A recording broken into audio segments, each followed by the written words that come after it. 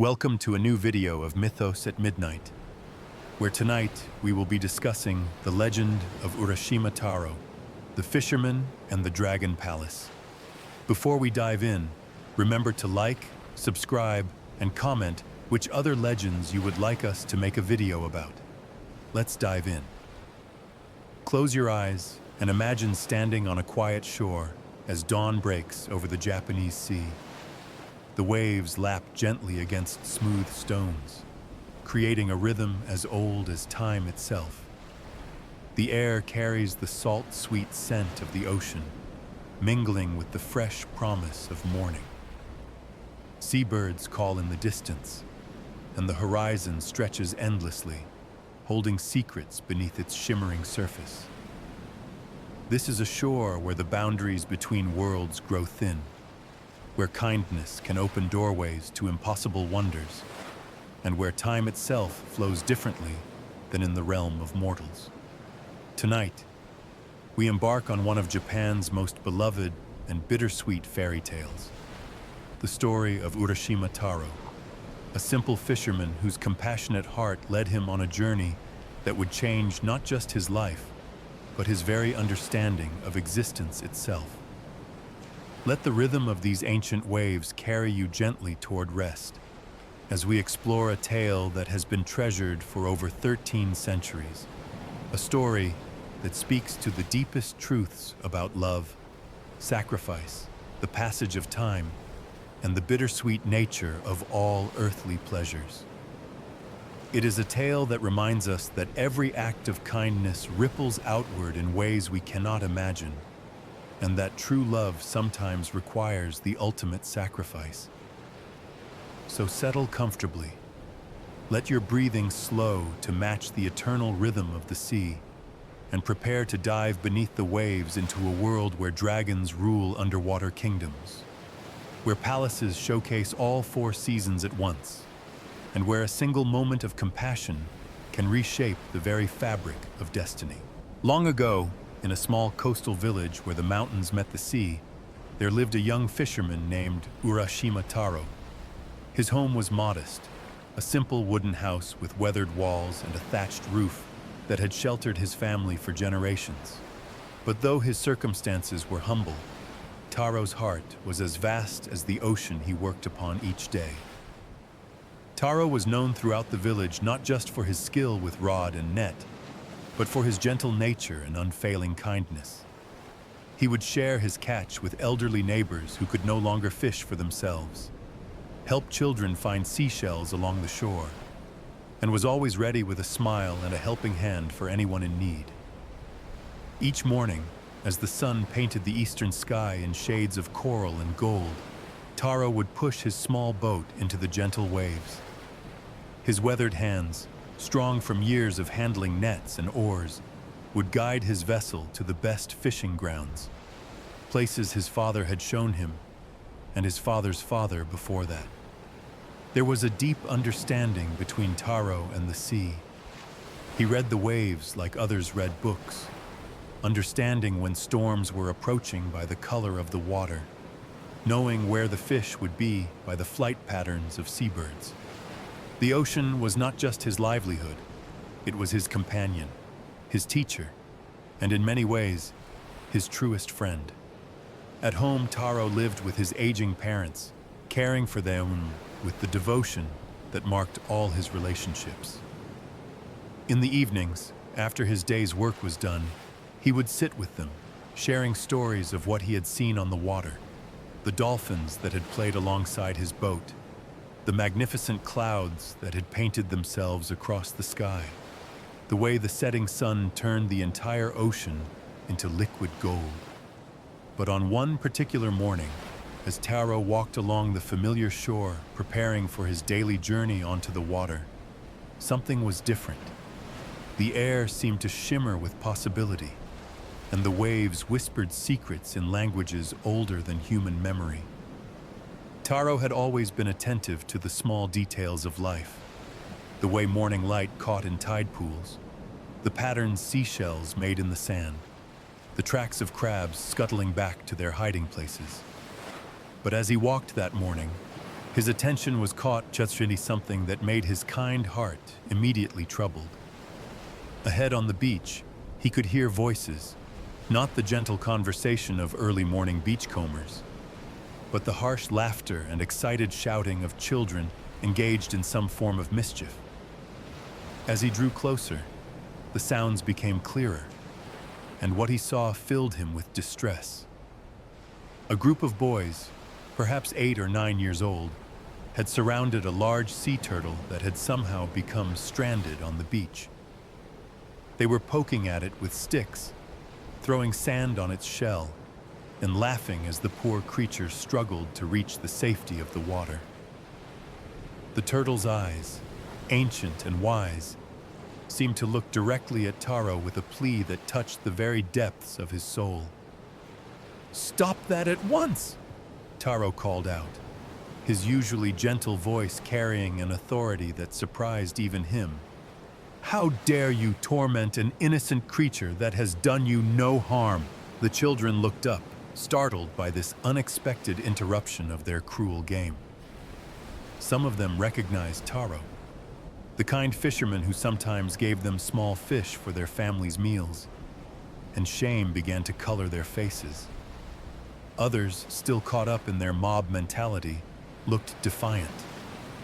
"This turtle is one of the sea's ancient children," Taro said, his voice now gentler, but still firm.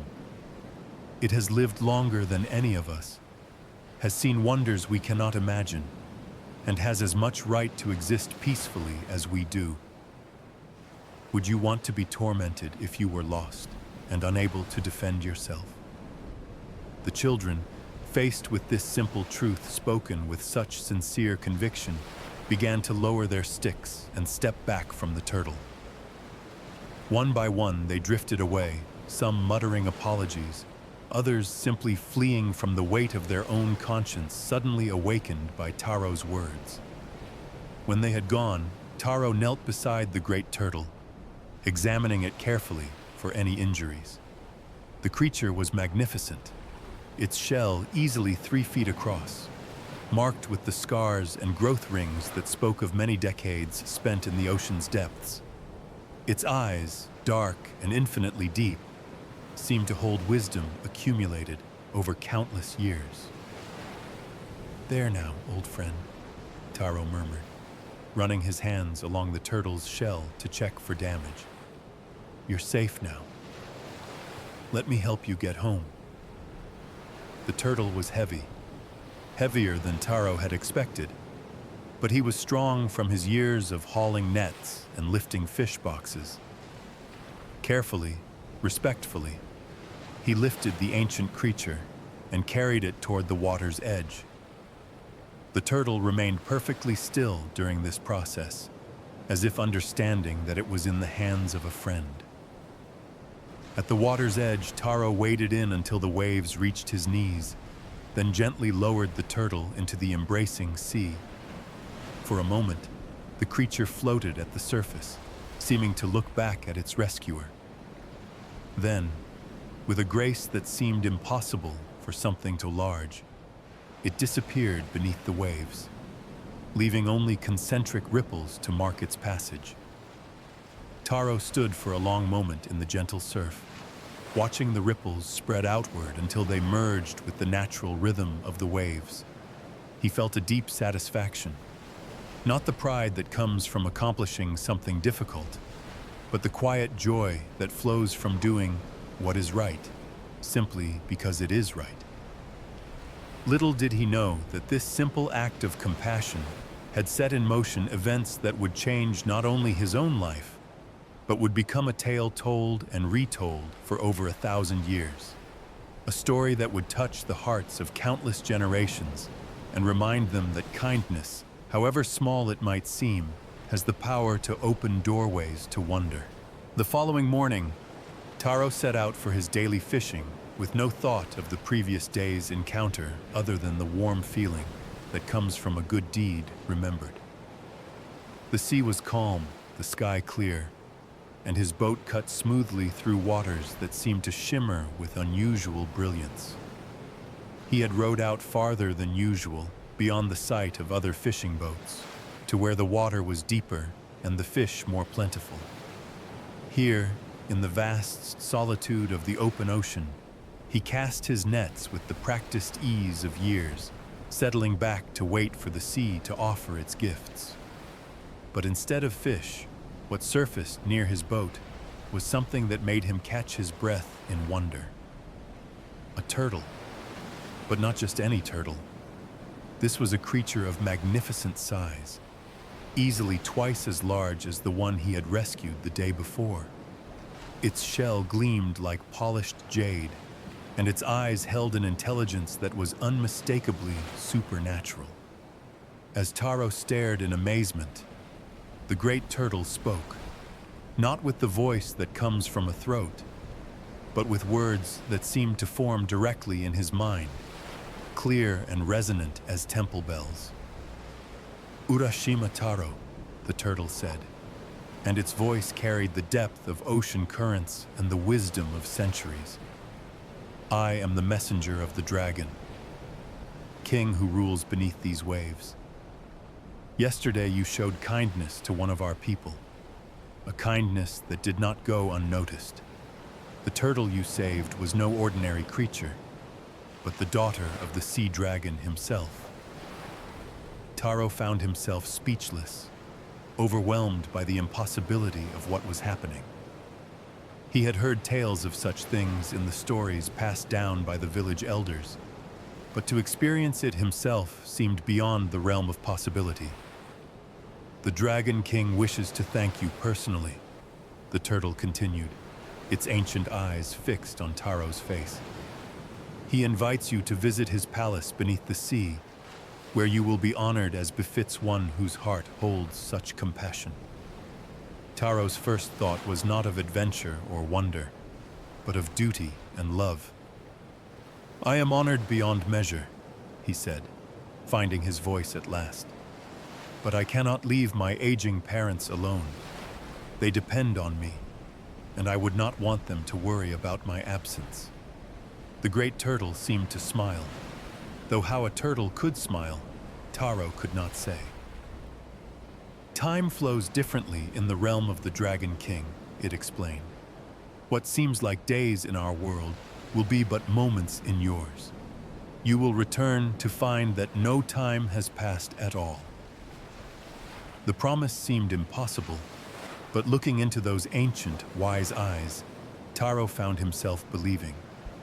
There was something in the turtle's voice that spoke of truths beyond ordinary understanding, of possibilities that existed beyond the boundaries of everyday life. "If that is truly so," Taro said slowly, "then I accept this incredible honor." The moment Taro spoke his acceptance, changes began to occur that defied all natural law. The turtle grew even larger, its shell expanding until it formed a platform easily capable of carrying a human passenger. More miraculous still, Taro found that he could breathe underwater as easily as in air. The turtle had somehow bestowed upon him the gills that would allow him to survive in the ocean depths. With a mixture of excitement and trepidation, Taro climbed onto the turtle's back, securing his small boat to drift safely until his return. The turtle's shell was not hard and uncomfortable as he had expected, but somehow cushioned, as if the creature had modified its very body to ensure its passengers' comfort. "Hold tight," the turtle advised, "and prepare to see wonders that few mortal eyes have ever witnessed." With that, they began to descend. At first, Taro could see the familiar surface of the sea above them, but as they dove deeper, the world transformed around them. The water grew clearer rather than darker, illuminated by some source that seemed to come from everywhere and nowhere at once. Schools of fish swam past them in formations of impossible beauty. Some species Taro recognized, others that seemed to be made of living jewels or captured starlight. Coral formations rose around them like underwater cities, their colors more vivid than any rainbow he had ever seen above the waves. Deeper and deeper they dove, past underwater mountains and valleys, through forests of seaweed that swayed in currents like dancing spirits. The pressure that should have crushed Taro seemed to have no effect. His supernatural gills not only allowed him to breathe, but somehow protected him from the ocean's immense weight. Finally, in the deepest reaches of the sea, where no sunlight had ever penetrated, they began to approach something that made Taro gasp in amazement.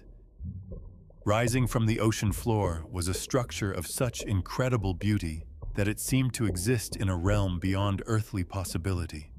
The Dragon Palace, Ryūgū-jō. The Dragon Palace rose before them like a vision from the most fantastic dreams. Built entirely of coral that had been shaped and molded into architectural forms of impossible grace, the structure seemed to glow with inner light. Red and white coral spiraled together in towers that reached toward the distant surface, while walls of pearl and crystal created surfaces that reflected and refracted the mysterious underwater illumination. As they drew closer, Taro could see that the palace was not a single building, but a complex of interconnected structures, each more beautiful than the last. Bridges of what appeared to be solid gold spanned between towers, while gardens of sea anemones and underwater flowers created landscapes of unearthly beauty. At the palace's main entrance stood a gateway that took Taro's breath away. Carved from a single enormous pearl, it was decorated with inlays of every precious stone known to humanity, and many that were unknown. Through this gateway, Taro could see courtyards paved with scales that shimmered like mirrors, reflecting light that seemed to come from the very walls themselves. As the turtle approached the gateway, a procession emerged to greet them. But this was no ordinary procession. It consisted entirely of sea creatures who walked upright like humans and wore clothing of the finest silk and brocade. There were fish dressed as samurai, their scales gleaming beneath ornate armor, jellyfish wearing flowing robes that seemed to be made of captured moonbeams, octopi adorned with jewelry that clinked musically as they moved. Leading this impossible parade was a seahorse of enormous size, wearing what could only be described as the court dress of a high-ranking official. "Welcome, Urashima Taro," the seahorse announced in a voice that carried the authority of long service to royalty. "His Majesty, the Dragon King, and Her Highness Princess Otohime await your presence with great eagerness. You honor us with your visit." Taro climbed down from the turtle's back, still marveling at the ease with which he moved and breathed in this underwater realm. The turtle nodded once, a gesture of farewell and friendship, before swimming away into the deep blue distance, leaving Taro in the care of the palace court. The seahorse gestured for Taro to follow, and together with the fantastic procession of sea creatures, they passed through the pearl gateway into the palace proper. As they walked, or rather, as Taro walked while the sea creatures swam alongside him, he found himself constantly amazed by new wonders. The walls of the palace were lined with living coral that pulsed gently with bioluminescent light, creating patterns that shifted and flowed like underwater aurora. Schools of tiny, jewel-bright fish swam through the corridors as if they were part of the palace's decoration, their movements creating constantly changing patterns of living art. As they moved deeper into the palace, the sounds of celebration began to reach Taro's ears, music unlike anything he had ever heard, played on instruments he could not identify, but which created melodies that seemed to speak directly to his soul. The procession was leading him toward what was clearly the palace's main hall. And then, as they entered a vast chamber whose ceiling seemed to be made of the sea itself, complete with fish swimming overhead as if in an aquarium, Taro saw her. Princess Otohime stood at the far end of the hall, and she was the most beautiful being he had ever beheld.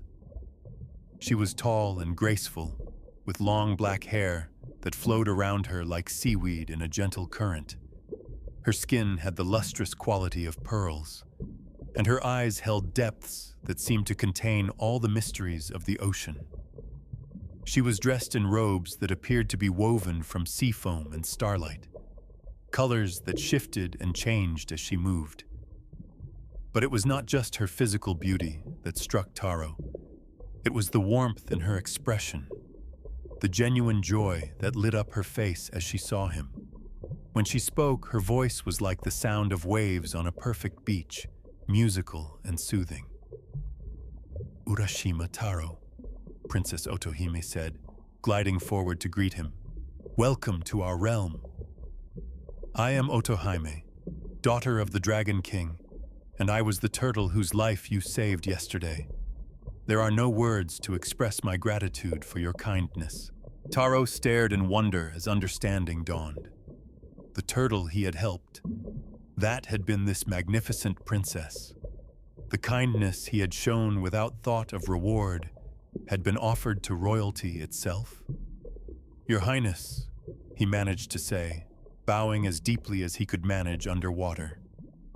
"I did nothing that any person with a heart should not have done.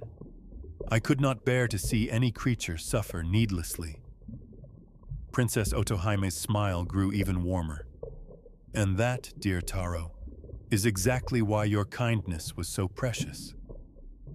You helped not because you expected reward, but because compassion is part of your very nature. Such hearts are rare, even in the human world." "But come," she continued, taking his hand in hers, and Taro marveled at how natural this touch felt, as if he had known this supernatural princess all his life. "My father, the Dragon King, wishes to meet you, and we have prepared a celebration in your honor. You must be hungry after your journey." As Princess Otohime led Taro deeper into the great hall, he caught sight of the Dragon King himself, and the sight filled him with awe. Unlike the princess who appeared in human form, the Dragon King maintained his draconic nature, but he was magnificent rather than terrifying. His serpentine body was covered in scales that contained every color Taro had ever seen, and many he was certain had no names. His eyes held the wisdom of ages, and when he moved, it was with the fluid grace of ocean currents themselves. He was enormous, easily large enough to swallow Taro's entire boat, yet his presence felt protective rather than threatening. "Urashima Taro," the Dragon King spoke, and his voice was like the sound of deep ocean currents, resonant and powerful but somehow gentle. "You have shown kindness to my daughter, and by extension, to our entire realm. Such goodness deserves recognition and reward." "Your Majesty," Taro replied, still overwhelmed by the impossibility of his situation, "I seek no reward. I am honored simply to meet you and to see the wonders of your kingdom." The Dragon King's expression, as much as a dragon could express emotion, seemed to radiate approval. "Your humility only increases my respect for you. But hospitality is sacred in our realm, as I'm sure it is in yours. You will be our honored guest for as long as you wish to stay." What followed was a celebration unlike anything in Taro's experience or imagination.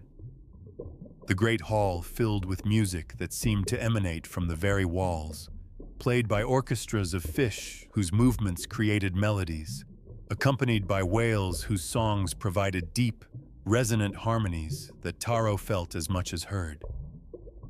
The feast that was laid before him consisted of delicacies that had no earthly equivalent. There were fruits that tasted like captured sunbeams, vegetables that seemed to contain the essence of mountain streams, and dishes that changed flavor with each bite, taking him on journeys through tastes he had never imagined possible. Throughout the meal, Princess Otohime sat beside him, sharing stories of life in the underwater kingdom, laughing at Taro's amazement at each new wonder, and asking him about his life above the waves. Despite the vast differences in their worlds, Taro found that they shared the same values: kindness, honesty, and a deep appreciation for the beauty that could be found in everyday life. The entertainment was equally extraordinary. Dolphins performed aerial acrobatics through the water above their heads, while schools of fish created living paintings that told stories of the sea's history. Jellyfish danced in formations that defied the laws of nature, their translucent bodies creating patterns of light that were poetry made visible. As the celebration continued, Taro began to lose track of time. The palace existed in a realm where day and night had no meaning, where time seemed to flow according to different rules than those that governed the surface world. Hours passed like minutes, yet each moment was so full of wonder that it felt like a lifetime of experience.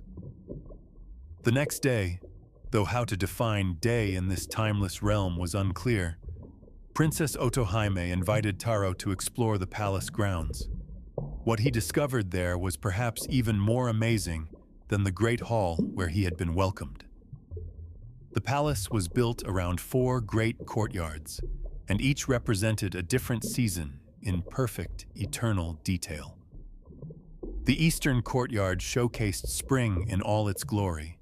Cherry trees in full bloom dropped petals that somehow never diminished the tree's beauty, while every flower known to the surface world bloomed simultaneously in impossible profusion. The air in the spring courtyard was filled with the songs of birds that had never known winter, their melodies weaving together into symphonies of pure joy. Brooks of crystal-clear water meandered through the gardens, creating a gentle babbling that spoke of new life and endless possibilities. The southern courtyard was eternal summer. Here, fruit trees heavy with produce created shade over gardens, where butterflies of impossible colors danced among flowers that bloomed with the intensity of endless sunshine. The very air seemed golden, warm, and filled with the drowsy contentment of perfect summer afternoons. To the west lay autumn, not the autumn of decay and approaching winter, but autumn as a celebration of abundance and fulfillment. Maple trees displayed leaves of every shade of gold and red, while harvest festivals seemed to be in constant celebration, with tables laden with the fruits of successful growing seasons. And in the northern courtyard, winter reigned. But this was winter purified of hardship. Winter as rest and contemplation rather than struggle and survival. Snow fell gently, but never accumulated uncomfortably, creating a landscape of pristine beauty where the bare branches of trees created lace-like patterns against crystalline skies. Day after day, Taro explored these wonders with Princess Otohime as his guide and companion. She showed him the palace's libraries, where books were written on pages of pearl and contained the accumulated wisdom of ages. She took him to workshops where skilled artisans created beauty from materials that existed nowhere else in creation. More than the physical wonders, however, Taro found himself fascinated by the culture of the Sea Kingdom. The values of Otohime's people were remarkably similar to those he had learned in his simple fishing village: respect for elders, care for those unable to care for themselves, and the belief that true nobility came from character rather than birth. As time passed, the friendship between Taro and Princess Otohime deepened into something more profound. Their conversations grew longer and more intimate, their silences more comfortable, their shared laughter more frequent. Taro began to realize that he was falling in love, not just with the princess's beauty, but with her wisdom, her kindness, and the way she seemed to understand him completely. And it seemed that his feelings were returned. Princess Otohime's eyes would light up when she saw him each morning. She would seek his opinion on matters both trivial and important. And she would sometimes take his hand while they walked through the palace gardens, sending warmth through his entire being. In the Dragon Palace, time seemed to have little meaning. There were no sunrises or sunsets to mark the passage of days, no seasonal changes to indicate the turning of years. Taro lived in a perpetual present, where each moment was perfect, and the idea of time running out seemed impossible. He participated in the palace's daily life, if daily could be a meaningful concept in such a place. He learned to appreciate the subtle differences in the types of music performed by different species of fish, developed a taste for delicacies that had no equivalents on land, and began to understand the complex social structures that governed this underwater kingdom. The other inhabitants of the palace treated him with a respect and affection that made him feel more at home than he had ever felt anywhere. The fish courtiers sought his advice on matters related to the surface world. The Dragon King engaged him in philosophical discussions about the nature of kindness and justice, and Princess Otohime. Princess Otohime made him feel as if he had found the other half of his soul. Life in the Dragon Palace was everything anyone could ask for: beauty, comfort, love, intellectual stimulation, and the constant presence of wonders that renewed themselves daily. It would have been easy to forget that any other world existed, to let himself be absorbed completely into this underwater paradise. But even in paradise, the human heart holds connections that cannot be severed by any magic, no matter how powerful. 3 days had passed since Taro's arrival at the Dragon Palace, or at least what felt like 3 days in this timeless realm. Each moment had been filled with wonder, beauty, and the growing love between himself and Princess Otohime. Yet even surrounded by all this perfection, something began to stir in his heart. It began as a small thing, a fleeting thought of his parents during a quiet moment in the autumn courtyard. How were they managing without him? Were they worried about his absence? Had they eaten enough? Did they wonder what had become of their son, who had set out for his daily fishing and never returned? At first, these thoughts were easy to dismiss. The turtle had promised that time moved differently here, that his absence would be but moments in the surface world. But as his life in the palace continued, these concerns began to grow stronger, impossible to ignore despite all the distractions of his magical surroundings. The worst part was that his growing concern for his parents was matched by his growing love for Princess Otohime.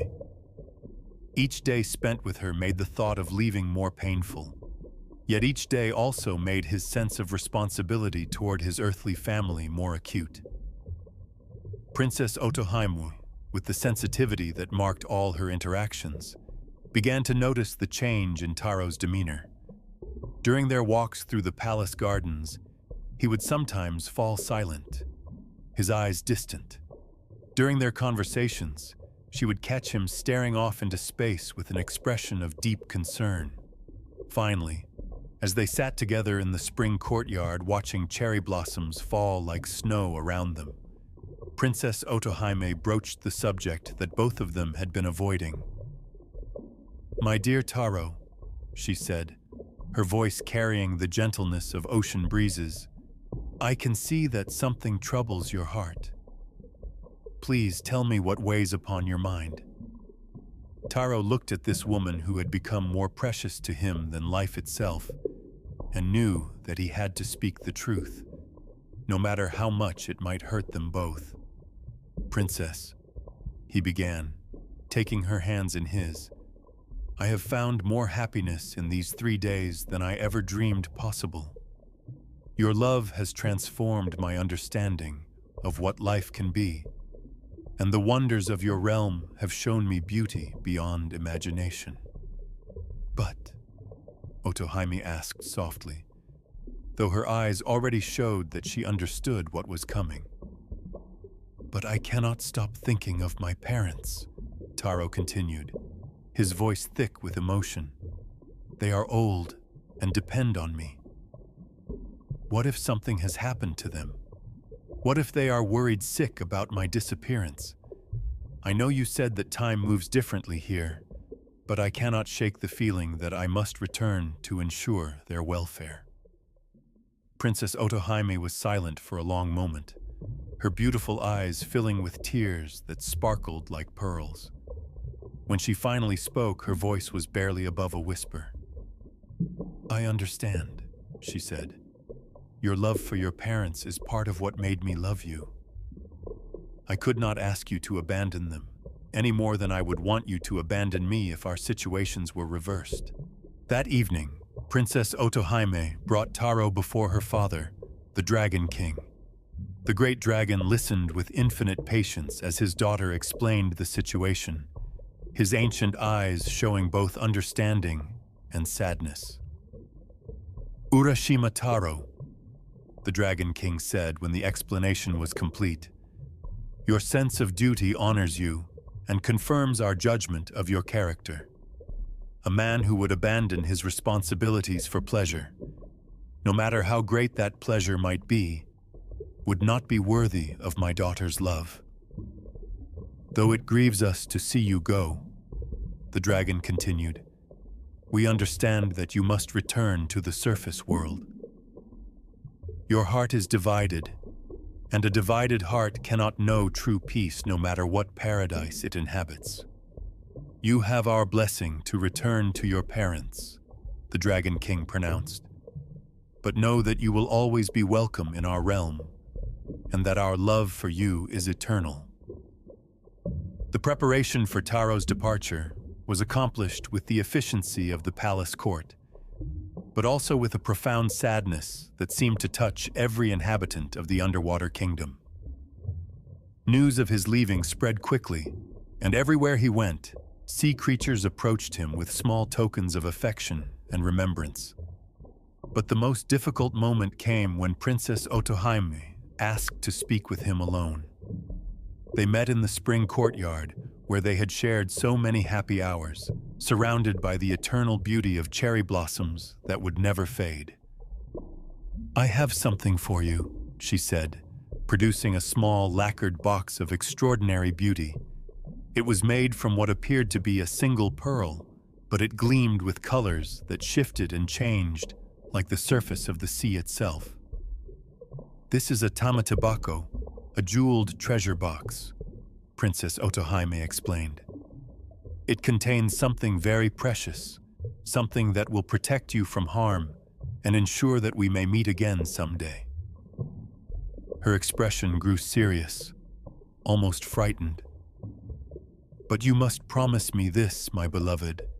You must never, ever open this box. No matter what happens, no matter how curious you become, no matter how desperate your circumstances might seem, you must keep this box sealed. If you open it, we will never be able to meet again." Taro took the box, feeling its strange warmth in his hands. The weight of it seemed to contain more than any physical object should hold, as if it were filled with concentrated time itself. "I promise," he said solemnly, looking into Otohime's eyes. "I swear to you that I will never open this box." The journey back to the surface was accomplished on the back of the same great turtle that had brought Taro to the palace. But this time the voyage was marked by sorrow rather than wonder. Princess Otohime accompanied them part way, swimming alongside the turtle with grace and beauty that made Taro's heart ache with love and regret. At the boundary between the deep ocean and the shallower waters near shore, she stopped. "This is as far as I can come," she said. Her voice carried to him through the water by some magic that made conversation possible, despite the impossibility of the situation. "Remember that I love you," she continued, "and that love is eternal. Remember the happiness we shared, and know that it was real.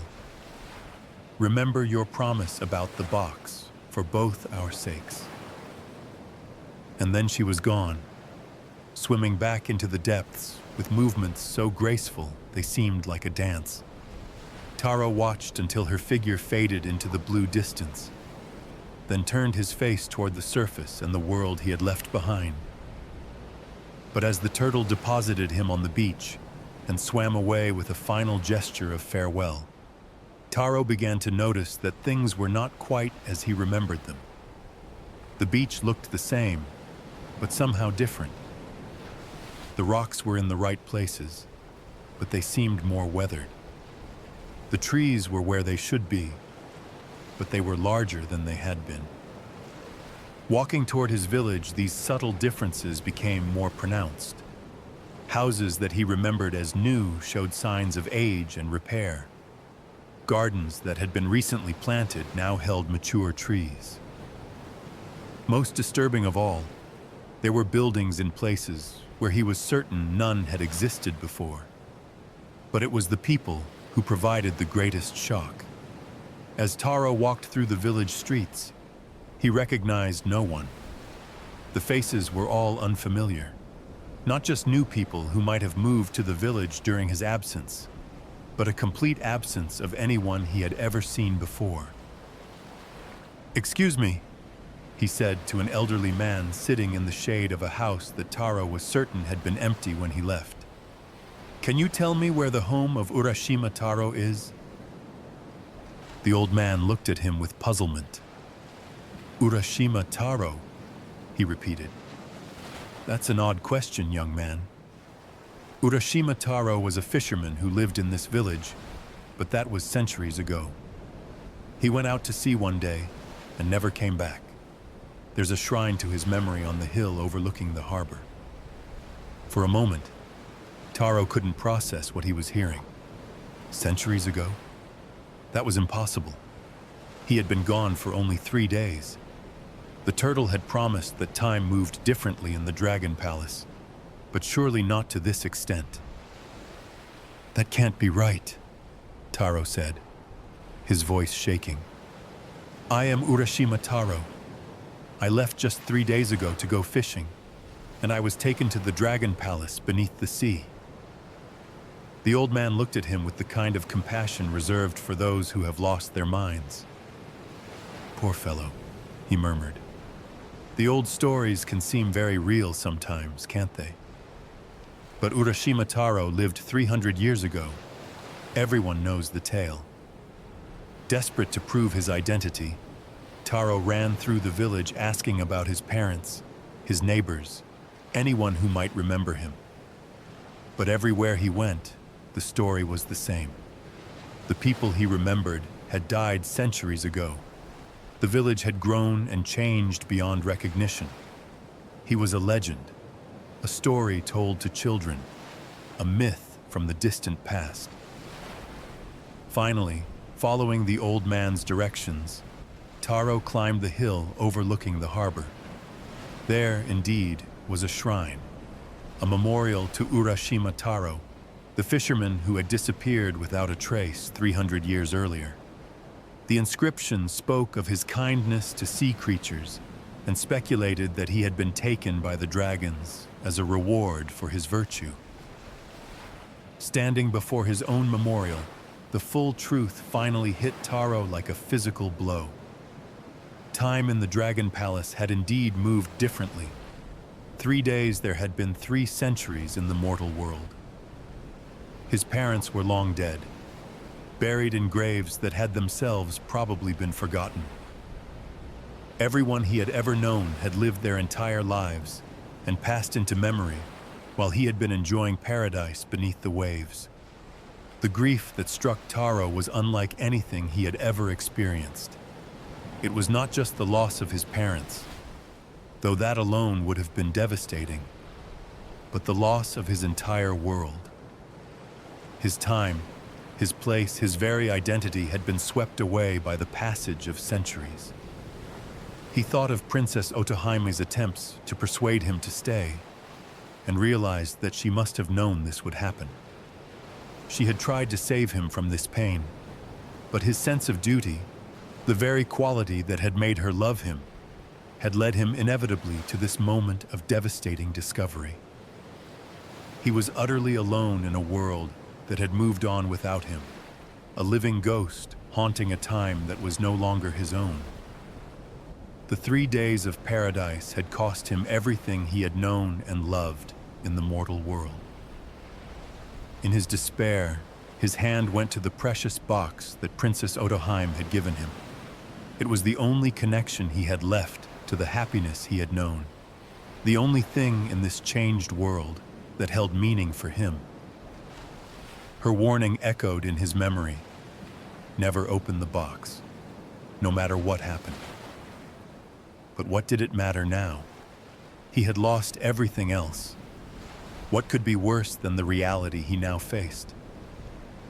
Standing beside his own memorial, surrounded by a world that had forgotten him, Urashima Taro made a decision that would complete the transformation of his existence. Sitting beneath the memorial erected in his own honor, Taro held the beautiful lacquered box in his trembling hands. Around him, the world continued its daily rhythm. Birds sang, waves lapped against the shore. People went about their business in the village below. But for him, time seemed suspended in a moment of perfect anguish. He remembered Princess Otohime's face when she had given him this precious gift, the love in her eyes, the urgency in her voice as she made him promise never to open it. But that memory, beautiful though it was, only emphasized the magnitude of his loss. She was gone, as unreachable now as if she had never existed. What was the point of keeping a promise to someone he could never see again? What was the point of protecting something when everything else had already been lost? The box represented his last connection to the happiness he had known, and perhaps opening it would somehow bring that happiness back, or at least explain what had happened to him. Otohime's words echoed in his mind: "If you open it, we will never be able to meet again." But they could never meet again anyway, could they? He was trapped in a time centuries removed from when they had loved each other.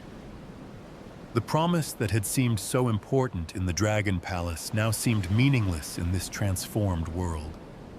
With hands that shook with grief and desperation, Taro began to work at the delicate clasps that sealed the jeweled box.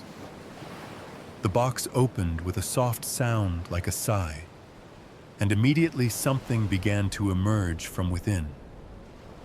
At first, it seemed like nothing more than a wisp of white smoke, delicate as morning mist, beautiful as cloud shadows on water. But the smoke continued to pour from the small box in quantities that seemed impossible given its size. The white vapor swirled around Taro, and as it touched him, he began to feel changes. Not painful, exactly, but profound and irreversible. His hair, which had remained the black of his youth throughout his stay in the Dragon Palace, began to turn white. Not gradually, but with the speed of frost forming on winter windows. His smooth skin began to wrinkle and age. His straight back began to bend. His strong hands began to tremble with the weakness of advanced old age. With growing horror, Taro realized what the box had contained: his own age. During his 3 days in the Dragon Palace, his body had not aged because those 3 centuries of time had been stored in this magical container. Now, released all at once, they were claiming him with the relentless power of accumulated years. As the transformation continued, he heard a voice, faint and distant, but unmistakably that of Princess Otohime. It seemed to come from the smoke itself, carried on winds that blew from nowhere and everywhere at once. "My beloved Taro," the voice said, and it carried all the grief of the ocean depths. "I told you not to open the box. In it was your old age, all the years that you did not live while you were with us in our timeless realm. I had hoped that you could live your human life in the time you knew, that somehow you could find happiness despite the centuries that had passed. The box was meant to protect you, to preserve the possibility that we might meet again when your natural life was complete. But now that it is opened, there is no way back. You will age and die as mortals do, and our realms will be forever separate. The magic that brought us together has been broken, and even death will not reunite us now. But know this, my dearest love, what we shared was real. The happiness we knew together was genuine. Love, once true, never dies completely. Remember me not with sorrow, but with joy for what we had, brief though it was. Farewell, Urashima Taro. Though we cannot meet again, you will live forever in my heart, and in the depths of the sea where time has no meaning. As Princess Otohime's voice faded into the distance, the last of the white smoke dispersed into the air, and Taro's transformation was complete. Where a young man had sat moments before, there was now an ancient figure, bent with the weight of 3 centuries of accumulated age.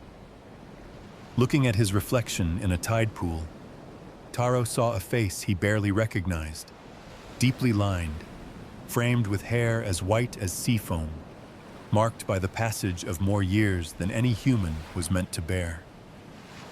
His eyes, though aged, still held the memory of the love he had known and lost.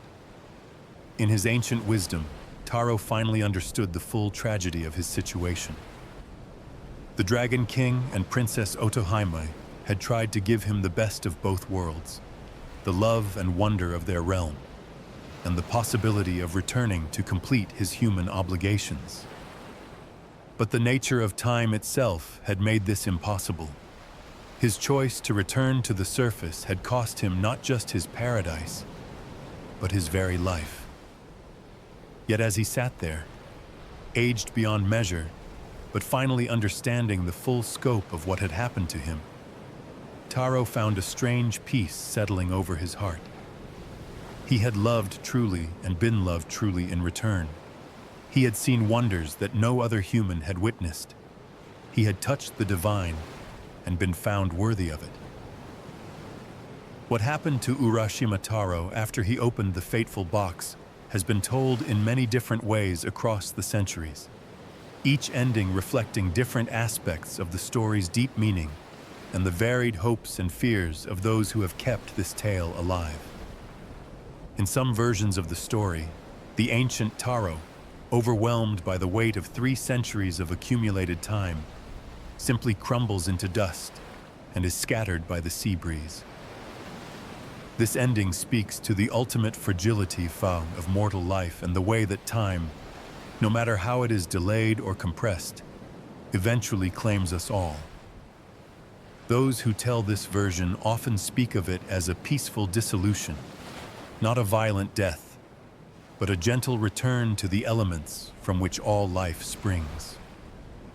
Taro becomes one with the natural world he always loved, his essence mingling with the sea and sky that had shaped his character. But perhaps the most beloved of all the alternate endings tells of Taro's transformation into a crane. As his human form aged beyond endurance, his spirit took on the shape of one of Japan's most sacred birds, the crane, symbol of longevity, good fortune, and the connection between earth and heaven. In this version, as Taro's ancient human body fails, he feels a lightness entering his bones, and feathers begin to grow from his aged skin. His bent back straightens as wings emerge, his clouded eyes clear to the sharp vision of a bird of prey, and his voice becomes the haunting call that cranes use to communicate across vast distances. With this transformation complete, the crane that was once Urashima Taro spreads its magnificent wings and takes flight, soaring up into the sky toward the celestial realm where Princess Otohime awaits him. This ending suggests that true love can indeed transcend the boundaries between worlds, and that the separation imposed by time and circumstance is ultimately temporary. Some tellers of this version claim that if you look carefully at the sunset over the ocean, you can sometimes see two cranes flying together, Taro and Otohime, reunited at last in forms that allow them to exist in both the earthly and divine realms. Another powerful variation tells of Taro's leap back into the sea that had first carried him to love and wonder. In this version, as his aged body threatens to fail him completely, he stumbles to the water's edge and throws himself into the waves. The moment the seawater touches his ancient skin, a miraculous transformation begins. The magical gills that had allowed him to breathe underwater return. His aged limbs regain their strength, and his white hair returns to its original black. The ocean, recognizing one of its own, restores him to the youth he had possessed in the Dragon Palace. Now capable of living in either realm, this redeemed Taro can choose to return to Princess Otohime, or to live as an immortal guardian of the boundary between the human and divine worlds. This ending speaks to the power of second chances and the possibility that love, once true, can indeed overcome any obstacle. In yet another variation, Taro does not die or transform, but uses his accumulated centuries of experience to become a wise hermit, living on the shores where he first encountered the turtle. Fishermen and travelers seek him out for advice, drawn by his profound understanding of both human nature and the mysteries of the sea. This version of Taro spends his remaining years teaching others about the importance of kindness, the power of love, and the complex relationship between time and happiness. His story becomes a living parable, and his wisdom helps countless others navigate the difficult choices that life presents. Even after his natural death, this Taro's influence continues through the people he has taught, creating a chain of wisdom and compassion that stretches forward through the generations. In this way, his brief time in paradise bears fruit in the world he left behind. Modern retellings of the Urashima Taro story sometimes offer endings that reflect contemporary concerns and values. Some versions emphasize environmental themes, with Taro becoming a protector of ocean life, using his unique experience to bridge the gap between human civilization and marine ecosystems. Others interpret the story psychologically, suggesting that the Dragon Palace represents the unconscious mind or the realm of dreams, and that Taro's journey is actually an internal one of self-discovery and personal growth. In these versions, his return represents the integration of profound insights into everyday life.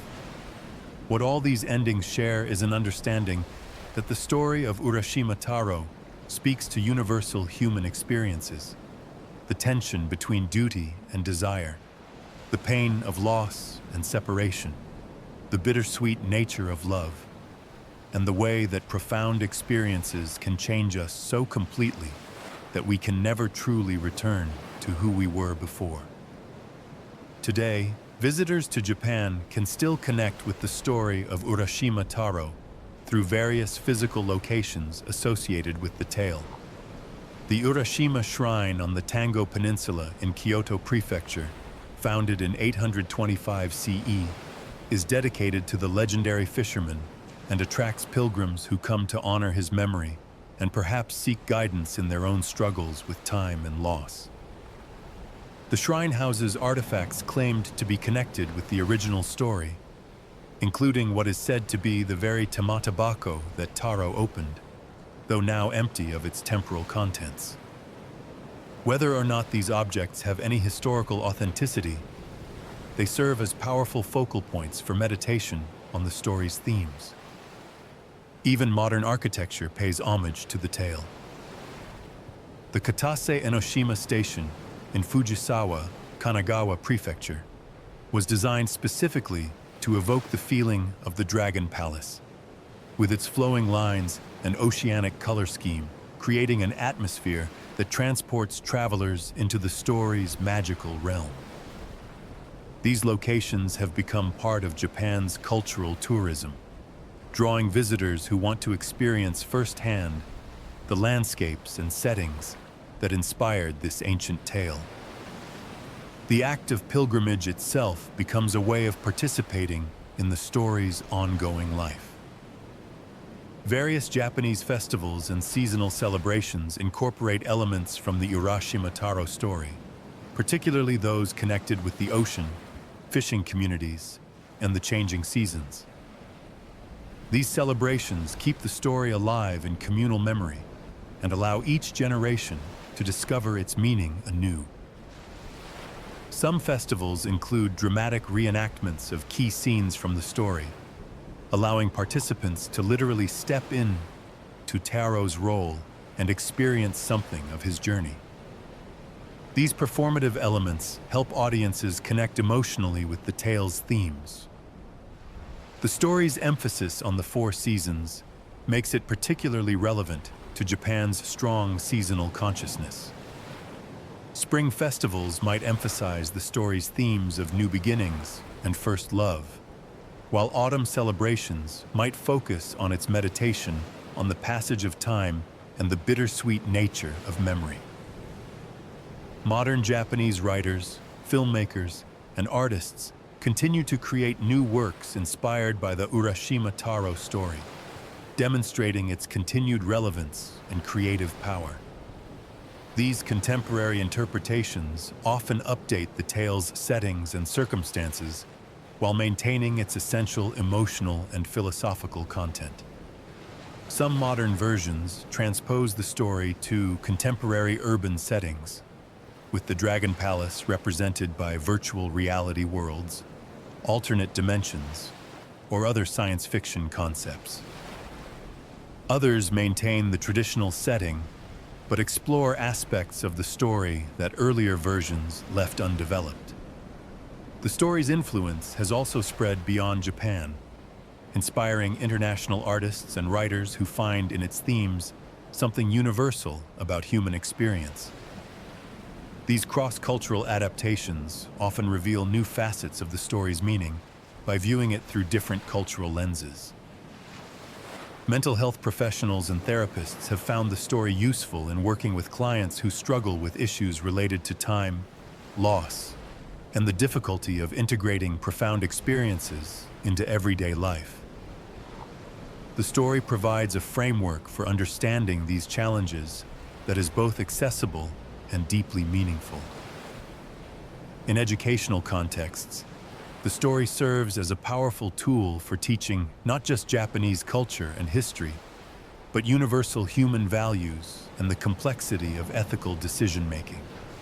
Students can engage with the story on multiple levels, from simple narrative comprehension to sophisticated philosophical analysis. The story's exploration of competing values and impossible choices makes it particularly valuable for guidance counselors and others who help people navigate difficult life decisions. Like Taro, many people face situations where there are no perfect solutions, only choices between different kinds of loss and different kinds of fulfillment. Remarkably, the story's treatment of time dilation, the way time moves differently in the Dragon Palace, anticipates aspects of Einstein's theory of relativity and modern physics' understanding of time as relative rather than absolute. This has made the tale of interest to science educators and philosophers of science. The story's suggestion that different states of consciousness or different realms of experience operate according to different temporal rules resonates with modern research into meditation, altered states of consciousness, and the subjective experience of time. Philosophers continue to find in the story rich material for exploring questions about personal identity, the nature of time, the relationship between individual fulfillment and social obligation, and the way our choices shape not just our futures, but our understanding of our past. Ultimately, The enduring power of the Urashima Taro story lies in its ability to give narrative form to questions that every human being faces. How do we balance competing loves and obligations? What is the price of extraordinary experience? How do we cope with loss and change? What makes a life meaningful? The story doesn't provide simple answers to these questions, but it does something perhaps more valuable. It shows us that we are not alone in struggling with them. For over 13 centuries, people have found in Taro's journey a reflection of their own struggles with time, love, duty, and loss. In a world that often seems to accelerate beyond our ability to keep pace, the story offers both warning and comfort. It warns us about the cost of losing track of time and neglecting our earthly responsibilities, but it also affirms that the love and wonder we experience, however brief, have eternal value. And perhaps that is the story's greatest gift. Not a solution to the human condition, but a beautiful articulation of what that condition entails, and the assurance that others have walked this path before us and found it, despite its sorrows, worth walking. As our journey through the tale of Urashima Taro draws to its close, we find ourselves back where we began, on the shore where a simple act of kindness set in motion events that would ripple across centuries and touch countless lives.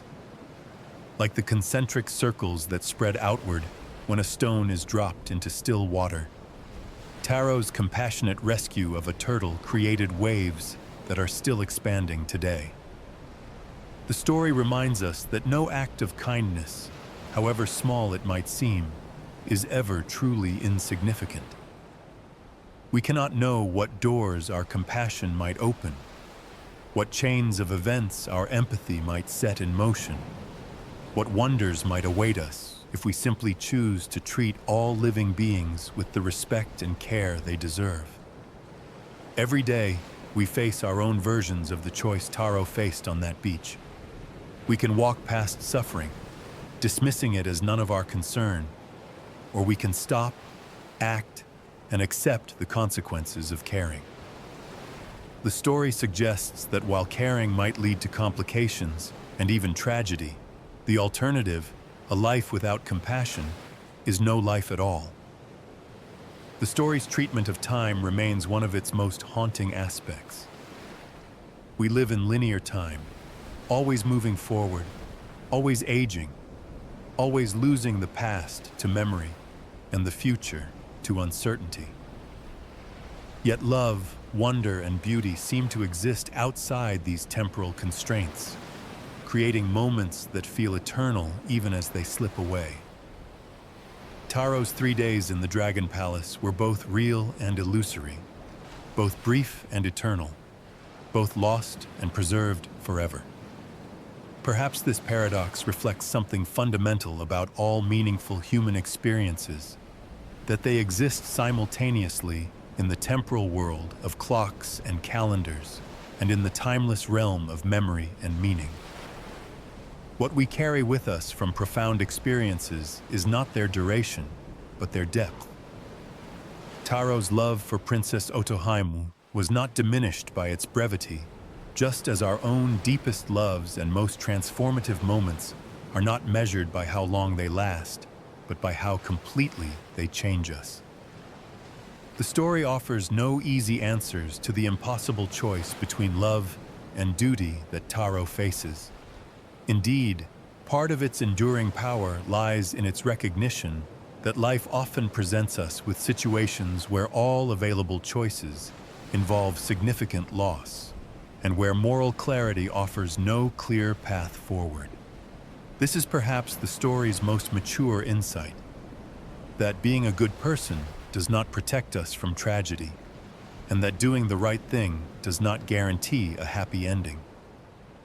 Taro's virtue leads directly to his suffering, just as our own commitments to love, duty, and honor often require sacrifices that can be genuinely painful. Yet the story suggests that this difficulty is not a flaw in the moral universe, but an essential aspect of what makes us human. The capacity to love deeply enough that loss becomes devastating, to feel duty strongly enough that it can override personal happiness, to care broadly enough that we cannot simply pursue our own interests.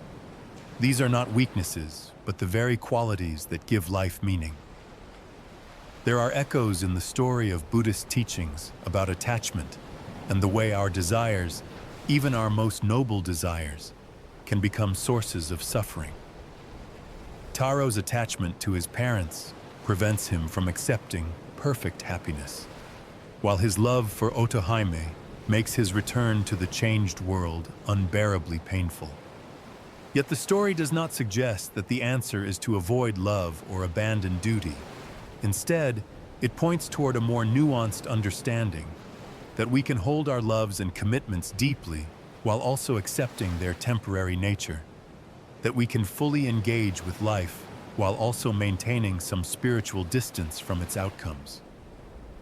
The various endings of the story, whether Taro dissolves into dust, transforms into a crane, or returns to the sea, all suggest forms of release and transformation. They point toward the possibility that letting go, rather than being a defeat, can be a form of liberation. Ultimately, the story of Urashima Taro is a perfect embodiment of the Japanese aesthetic principle of mono no aware, the pathos of things, the bittersweet awareness that all beauty is transient and all love is temporary. This awareness, rather than diminishing our appreciation of life, actually deepens it. When we know that spring will give way to summer, that youth will become age, that even the deepest love must eventually face separation, each moment becomes more precious rather than less. The cherry blossom is beautiful precisely because it falls. The love story is poignant precisely because it cannot last forever. This perspective encourages a kind of grateful presence, an ability to fully appreciate what we have while we have it, without the desperate grasping that comes from trying to make permanent what is essentially temporary. The story of Urashima Taro is not just an ancient tale preserved in books and museums. It is a living tradition that continues to evolve and find new expression in each generation. Every person who hears the story and finds meaning in it becomes part of its ongoing life, adding their own understanding and interpretation to its accumulated wisdom.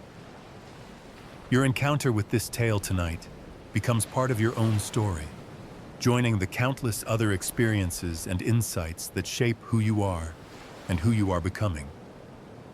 The questions it raises, the emotions it evokes, the images it plants in your mind, all of these become part of the continuing ripples that spread outward from that original moment of compassion on a Japanese beach. And perhaps that is the story's greatest gift, the invitation to see our own lives as part of a larger narrative that includes not just our individual experiences, but our connections to all the other lives we touch, all the kindnesses we offer, all the loves we embrace despite knowing they must end. As you prepare to rest and perhaps to dream, imagine yourself standing on that eternal shore where Taro first encountered the turtle. Feel the gentle waves lapping at your feet, the salt breeze in your hair, the vast ocean stretching toward horizons that hold infinite possibilities. Let the rhythm of those waves carry you gently toward sleep, knowing that you carry within you the same capacity for compassion that opened such extraordinary doors for a simple fisherman. Let the story's beauty settle into your dreams, its wisdom become part of your understanding, its questions companions for your own journey through time and love and loss. And remember that though time flows ever forward and all earthly things must change and pass away, the love we give and receive, the beauty we witness and create, the kindness we offer and accept, These have a reality that transcends the temporal world, existing in that timeless realm where 3 days can contain eternity and a single act of compassion can echo across centuries. Sleep well, and may your dreams be filled with the coral palaces of deep waters, the eternal gardens where all seasons bloom at once, and the quiet satisfaction that comes from knowing that kindness, however costly it might sometimes prove, is always worth the price we pay for it. As we close of this story, remember to like, subscribe. Also comment what other stories you would like to hear and what you thought about this story.